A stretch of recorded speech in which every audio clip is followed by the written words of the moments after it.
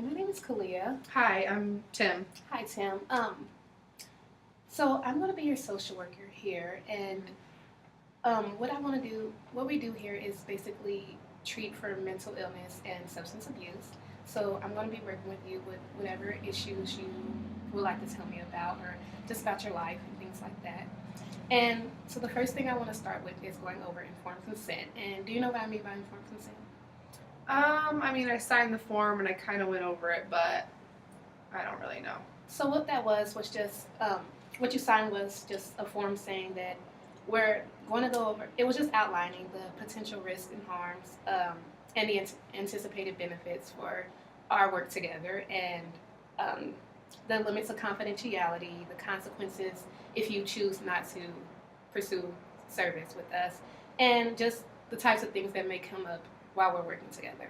And so first, I want to go over confidentiality. And do you know what that is? You're not going to tell anyone Right. what I say in here? Exactly. Basically, anything that you tell me is confidential and I can't share it with anybody else unless you give me written authorization or verbal consent to share it with other providers. And there are exceptions to confidentiality, however. And those exceptions are if you are in a danger to yourself or to others. For example, if there's suicidal ideation or homicidal ideation, things like that, then I may have to disclose information that you tell me.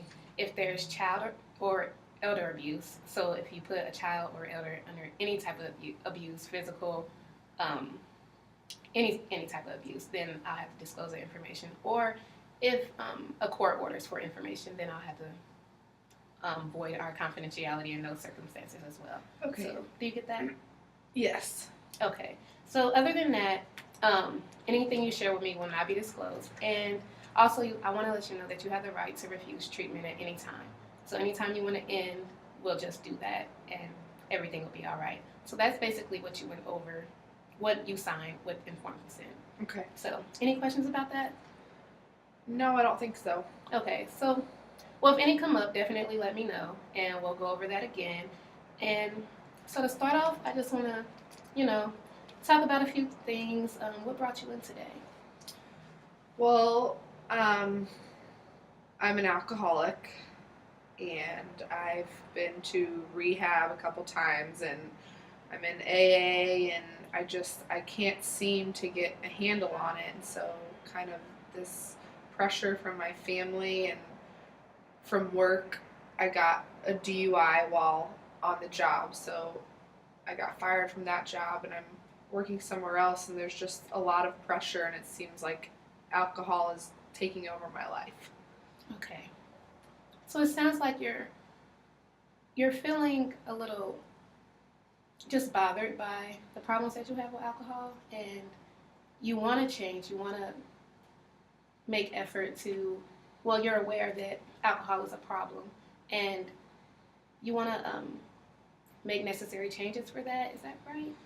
I do, but I've tried so many times. I've been in 30-day rehab situations, and it's just, I get out and everything's fine, and then I don't know what my triggers are. I just find myself drinking, and I don't even know how it happened or what's going on. And my wife is kind of at her wit's end, and we've been married for a long time, and she means a lot to me, and she's, threatening to leave me if I keep this kind of behavior up. So, I feel like it's something that I want to do for her, but I haven't been able to do it in the past, so I don't know what to do.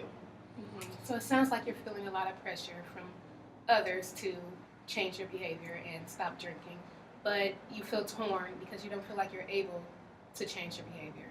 Is that right? Yeah, I feel like every time I try, it doesn't work, and I get depressed and I drink more, and it's kind of a cycle.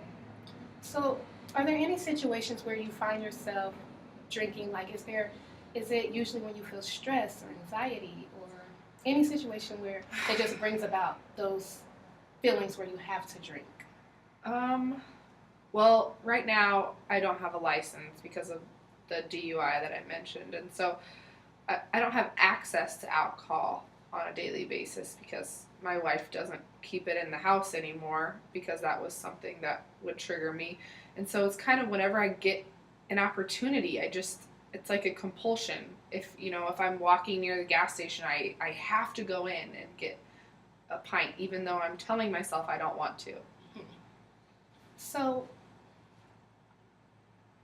since you're feeling like, do you feel like there is maybe just a lack of control there, or?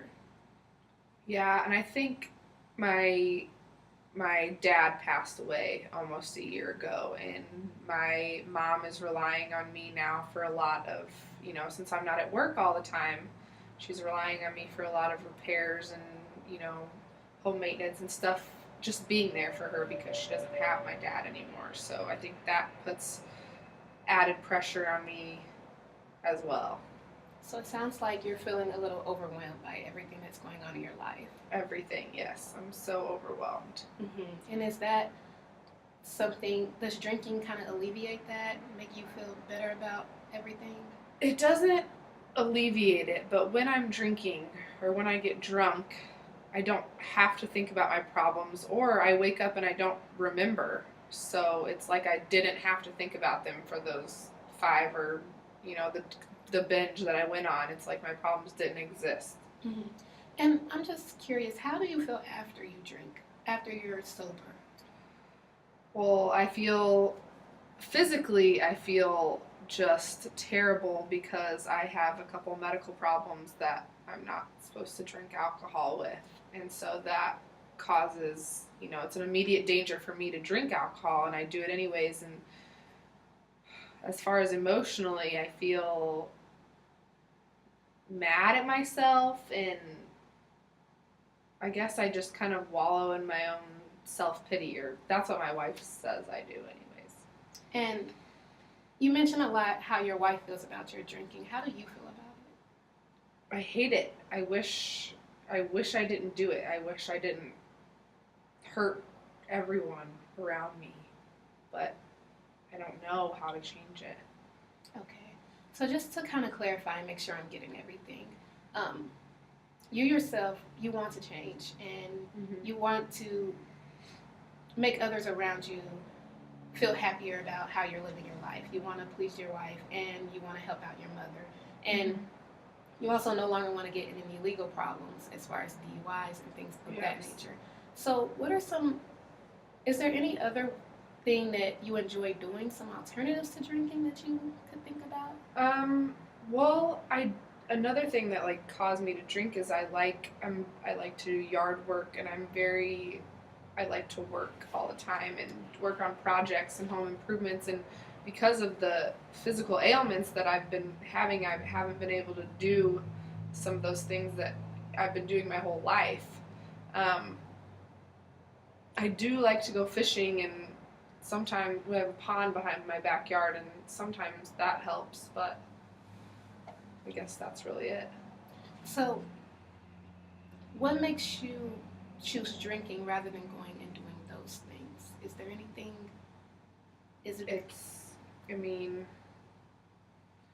I don't know. I'm home by myself a lot, and I'm kind of left alone with my thoughts, and it's kind of the same when you're fishing, so I don't even know if that's a productive hobby, but I don't really have many friends. All my friends have kind of left me because I drink too much, or I'm not supposed to drink anymore, and they want to continue to drink. So, I don't know. It's really ruined my life, and I just don't know how to turn it around. Okay, so would you say that you're looking for ways that you can turn that around and kind of be more productive? Definitely. Anything. So would that be a goal that we would set, and just kind of finding a better way to use your time, a better way to deal with the stress or the feeling of being overwhelmed by everything that's going on in your life? Yes. Okay. So we've kind of discussed how you feel about your drinking and how your family feels, and how you actually do you recognize that it's a problem and you do want to change. So from here, I think that we can go ahead and schedule an appointment for next week, the same time. Does that work for you? Yeah. And we'll just kind of keep going over the goals that you want to set. We'll think about different ways that you can get involved in different things and how maybe you could do something that's more productive for you as far as fishing goes, and just kind of try to think about ways to not drink and instead do things that are better for you. Does that sound good? Yeah, All sounds right. great. All right, well, I'll see you next week. It was really nice talking to you. Okay, thank you.